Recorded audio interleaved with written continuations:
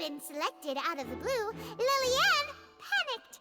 Her panic only intensified after she entered the tunnel and had water poured on her head.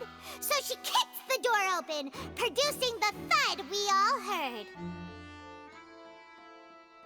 Hearing the commotion, Cowell leapt into the tunnel, only to discover that Lily-Anne had not dissolved. He did not know that Lily-Anne was not from Fontaine, but was a thief who made her way in by stealing a ticket. Mistakenly believing that the water from the primordial sea needed time to take effect, he tried to force Lily-Anne back into the box. The two broke the flower vase during the struggle, but Lily-Anne came out on top, knocking Cowell out and putting him in the box. With no way of escaping, she changed her clothes and hid in the costume trunk until the performance ended.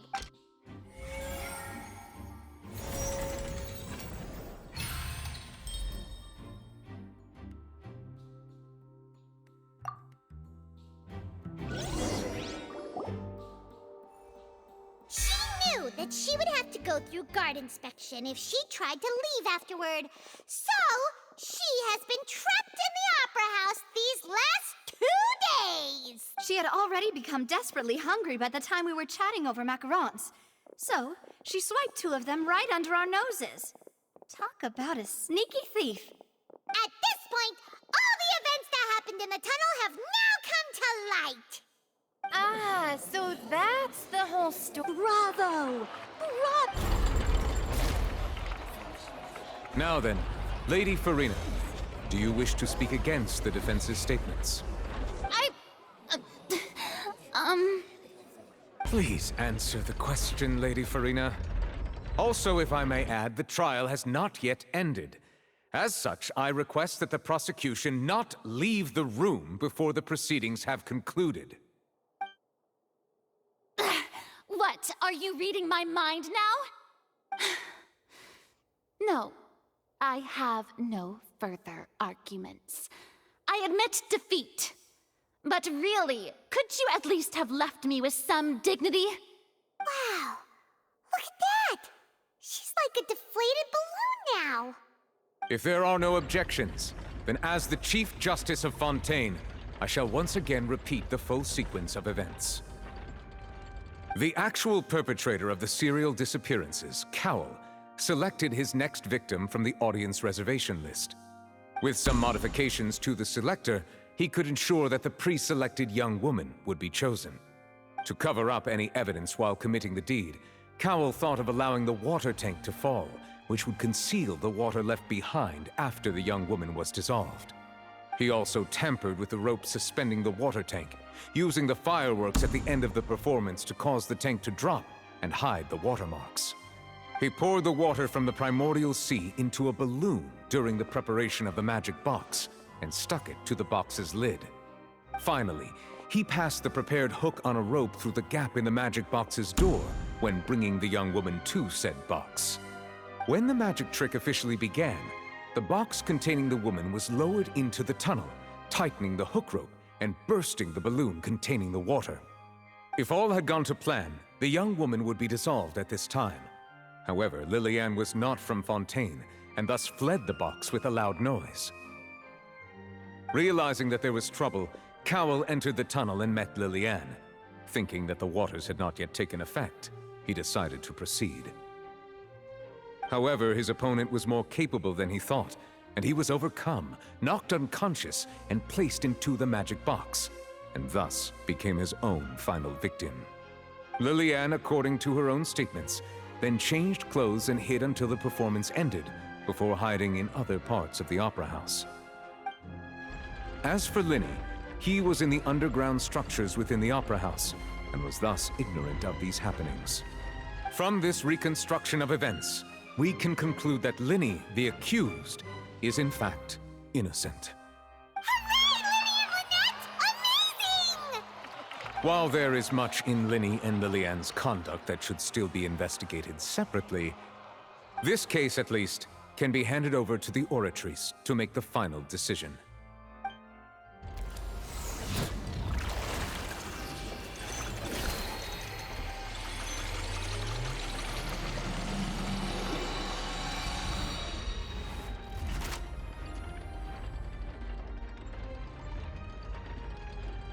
As such, Linny and Lynette are officially declared not guilty. Victory for Ace Detective Paimon! Great work, partners. Thank you all. Thank you so much. Next, I think we deserve an explanation, Guard Vaughn. How did you find the water from the primordial sea in Linny's baggage? Right! Your discovery caused me to make a serious mistake, you know. Or was that not a discovery, but false evidence? I suspect that the accomplice mentioned in Cowell's notes was not Linny, but you, yes?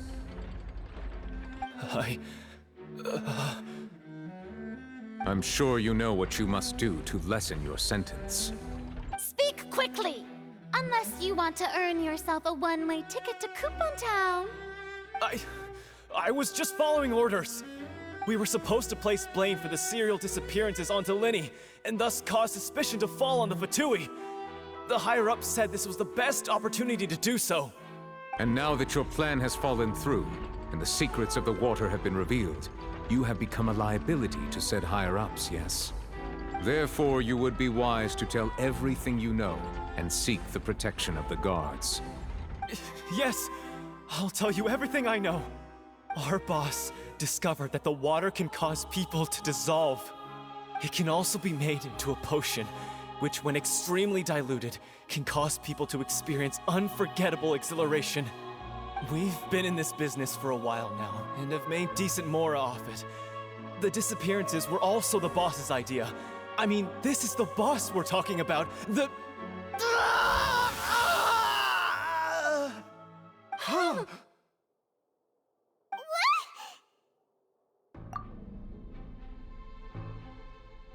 And now he can no longer talk. Such ruthlessness. I shouldn't have expected any less of them. An outrageous act. All present, please submit to inspection immediately.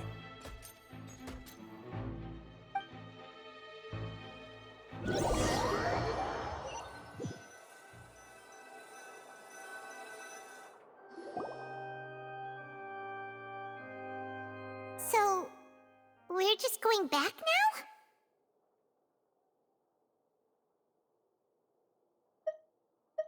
That's true, but... Traveler, Paimon! Please wait. Linny... I know you may not want to speak to me right now. Maybe you don't even want to look at me. But still, let me thank you again for defending me to the end, even after you learned that I'm a member of the Fatui. I guess. But regardless, I'd like the opportunity to set things straight. I didn't approach you with any ulterior motives or ill intent. I've spoken to you as myself, just plain Linny this entire time. As for why I'm a Fatus, it's because the goals of the House of the Hearth align with those of an orphan like me. That's all. That was how Father, who you might know as the Knave, approached recruiting us back then too. A knave? The one who controls the House of the Hearth? She's your father? That's right. And since we're here, I was wondering, would you mind hearing a story? It's about my past. Back when our parents first died, Lynette and I were left wandering the streets. To survive, I took to surreptitiously observing an older street performer who did magic. It took me several days to figure out how he pulled off his amazing tricks. I took my sister through several streets until we found a crowded corner, and we began to perform magic tricks there. To my surprise, we proved to be pretty popular, and we could at least stop worrying about where our next meal would come from for a time. But I didn't want my sister to remain a street rat together with me forever. Before long, an aristocrat came to me and claimed that he wished to take us in after watching my performances. So you went from orphans to nobility just like that? That was how we felt at first too. As if fate was on our side and we could say goodbye to those painful days. But I gradually discovered that while we were called foster children, He was really after my talent for magic tricks. He would constantly take me to all sorts of banquets to garner attention, which he would then use to expand his social circles. That doesn't seem too bad either. Better than roaming the streets at any rate. It took a while for me to realize just how dark his heart really was. After one particular performance at a banquet, I discovered that Lynette was not on the same return vehicle as me. I waited a long time after we returned home, but she did not come back. I went to that noble's bedroom and asked him about her whereabouts. The answer he gave me was, she caught the eye of the most eminent person at the banquet, so I sent her over as a gift. I mean, you'll be able to perform your magic regardless of who your assistant is, yes? Oh no. So he was gonna... But wouldn't Fontaine's laws deal with such people? As far as outsiders are concerned, this is a relationship akin to adoption or foster care, and they have their ways of escaping the eye of the law. I managed to ferret out the location of the mansion of that so-called eminent person and hurried through the night. But by the time I leaped over the walls, avoided the guards, and made my way in, all I saw was the moonlit ground covered in blood, and the knave standing there in the darkness. So, she'd already taken care of that guy. That's right. She had rescued my sister before she could come to any harm, and had even discovered several girls hidden in a basement, all of them orphans. Father, I mean, the knave, might have seen something in me, and so she made me an offer. The House of the Hearth welcomes you, for your interests align with ours. Here, none will ever betray you. Indeed, but I was hesitant to trust her. I mean, I had just been betrayed by nobles. But she was also quick to destroy the noble who had taken us in at first, giving us back our freedom. Oh, so that's how the two of you joined the House of the Hearth. She has her own plans. She has gained permission from the Tsaritsa to first use the Gnosis' power once she obtains it. She plans to use it to find a way to break the prophecy and save Fontaine. So, she believes in that prophecy too? That's right. The whole House of the Hearth is currently working to combat that crisis. Today's case has also proven that people from Fontaine can indeed dissolve into some sort of water, thus further supporting the prophecy. Everyone at Hotel Bouffe d'été, including the knave, has their roots in Fontaine. And we will always defend our homeland. To us orphans, the only connection we have left to this world, apart from our family, is our homeland. So, from small deeds like distributing magic pockets to huge schemes like stealing a Gnosis, everything is aimed at... It's all right. I understand. The only thing I can do is relate all this to you. I just hope you can understand that even as a member of the House, I have never stopped making my own decisions, and that I believe what I'm doing is right. If you should need anything at all in the future, feel free to find me. I will do my best to help you, as plain Lyney.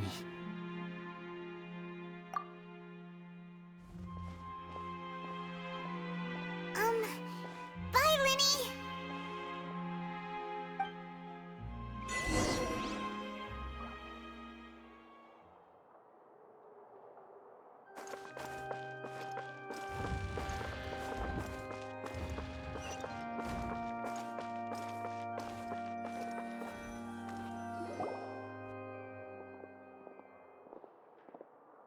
Hey there. What was with the disappearing act you pulled right as the trial ended? Were you looking for us, Navia? Well, this whole thing isn't exactly over, is it? I do feel that we're getting closer to solving the serial Huh? What's wrong, my dear partner?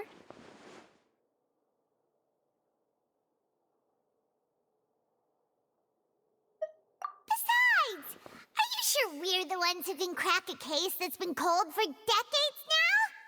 And given that there's new evidence from the trial, there should be a trail of breadcrumbs for the Hydro Archon's people to follow now, right?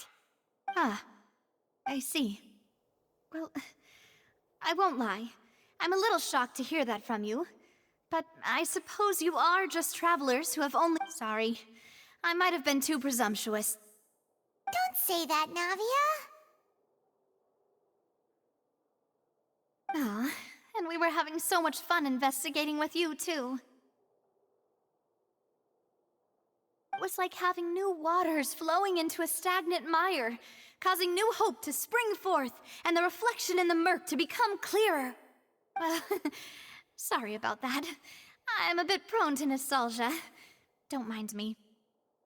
Wait, shall we have a farewell meal? You know, to— Huh? Do we really need to get that formal? Well, guess you really did treat us as partners, huh? Well, I'd just like to have a proper ending to every important memory. That way there are no regrets later.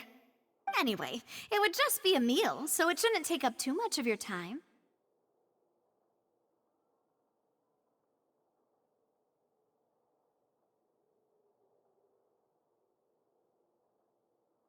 You don't have to twist Paimon's arm. If Boss Navia's treating, count Paimon in! Oh, wonderful! In that case, why don't we return to the Court of Fontaine and head to the Hotel de Boer? I believe we'll make it just in time for dinner. All right then, let's have our farewell meal!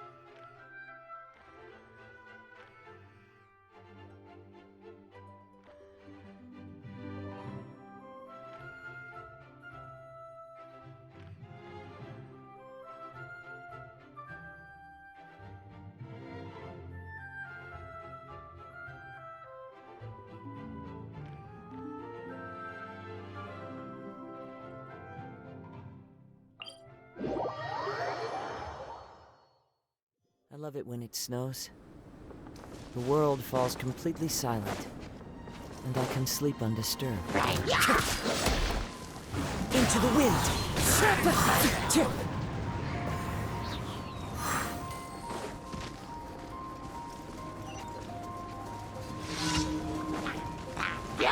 The wind knows me. Clouds high. The birds call! Time to go.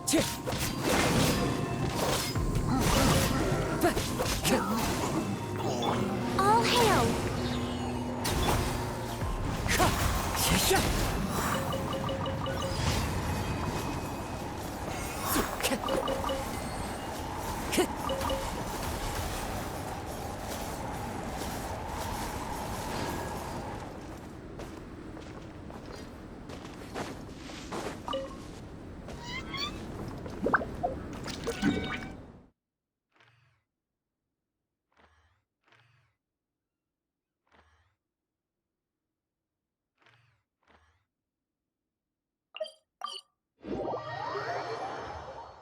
Clear weather all around brightens the heart.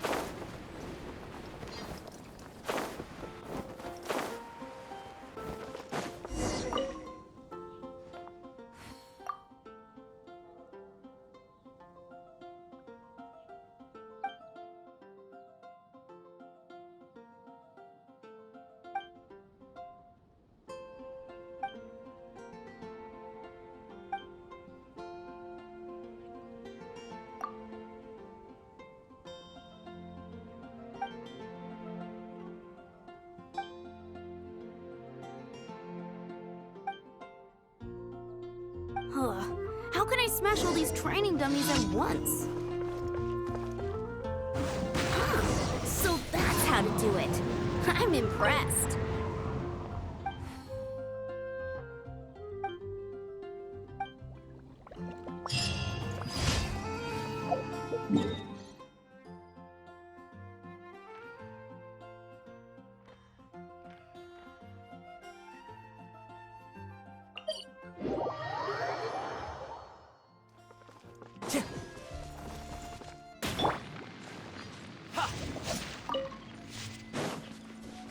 No time to lose.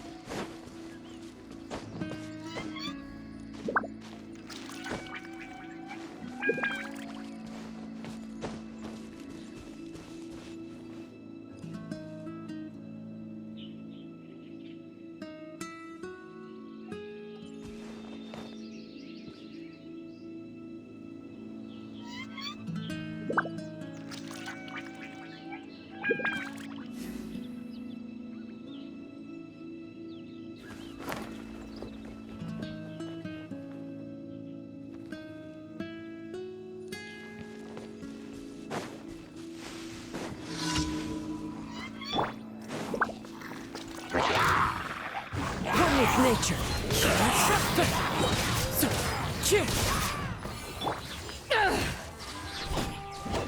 No touching!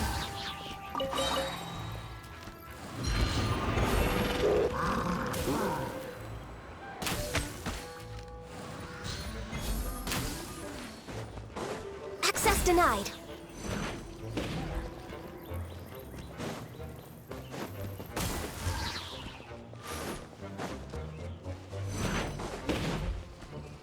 No touching!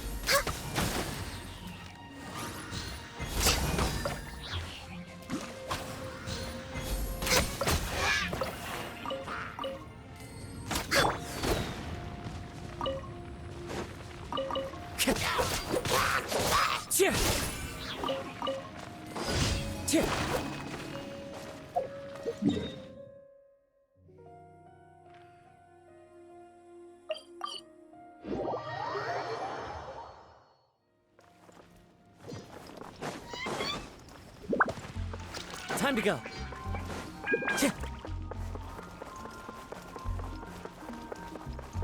Ad Astra Abyssosque. Thank you for completing today. Ad Astra Abyssosque.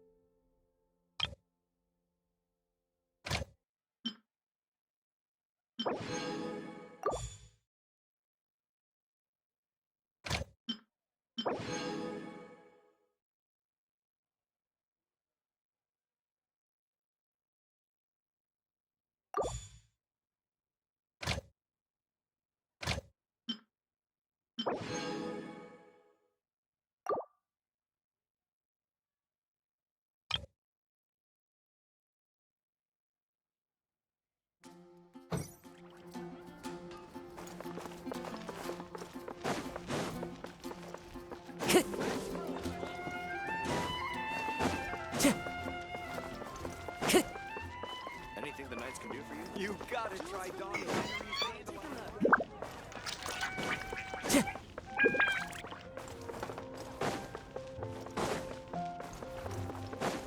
Time to go. If I take a back alley, I shouldn't get caught by no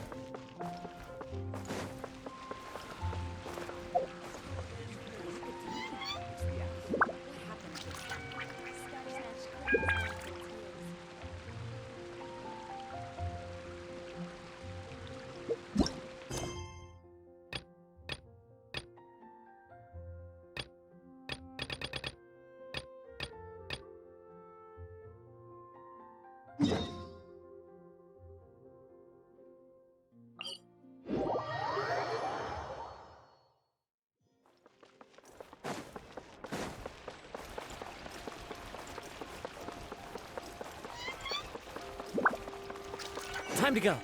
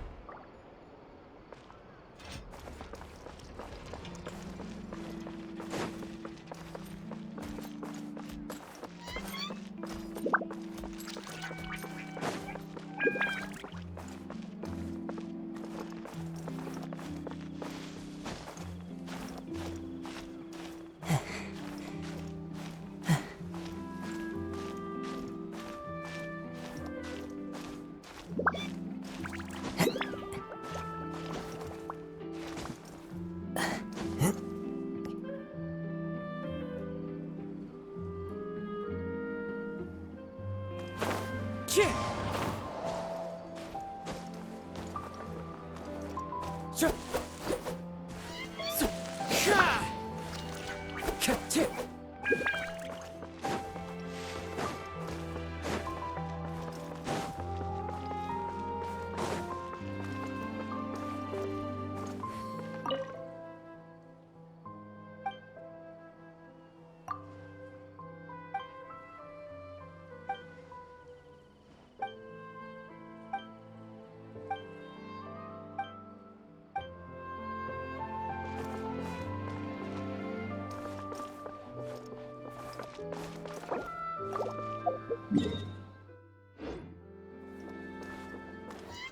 good newspaper should be a lighthouse of truth.